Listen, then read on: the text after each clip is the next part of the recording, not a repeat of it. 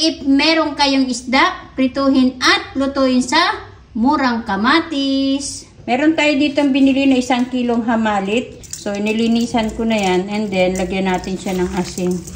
Prituhin ko lang ito lahat mga kamamsi. Yung kalahati ay prito. Yung kalahati ay iluluto natin. Since ngayon ay mura yung kamatis.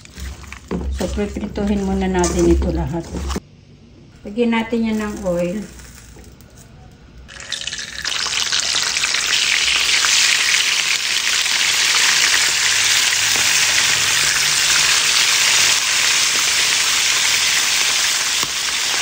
Patay.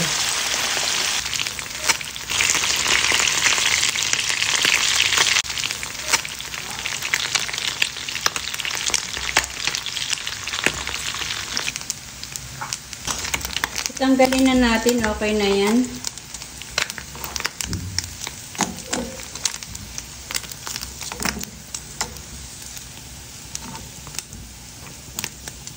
Piprituhin ko pa muna yung iba mga kamamsi. So habang tayo nagpiprito ng isda, meron tayo dito mga ibang sangkap na ating gagamitin. Meron tayong oil, oyster sauce, maraming kamatis, seasoning, then 3 sibuyas at saka bawang. So slicing ko na muna yung mga yan. So, igisa na natin yung ating isda. Maglagay tayo ng konting oil. Lagay natin yung maliit na ginger, bawang, sibuyas, kamatis,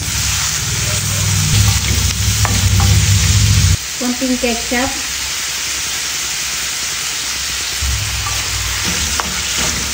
pamintang durog, seasoning,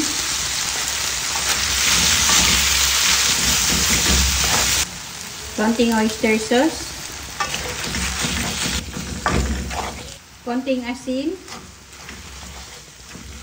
then lagyan natin ng tubig. 1 cup lang yung nilagay ko kasi hindi ko na malulutuin lahat ng pinamatisan ng ating isda. Hayaan lang natin siyang kumulo hanggang sa malutong mabuti yung kamatis. Tikman muna natin mga kamamsi bago natin ilagay yung ating isda.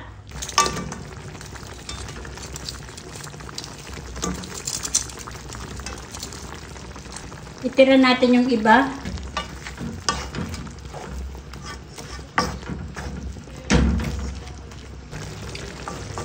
So, ayan, okay na to mga kamamsi. Huwag na natin patuyuan masyado at tamang-tama lang yung lasa niya. I-off na po natin ang ating stove.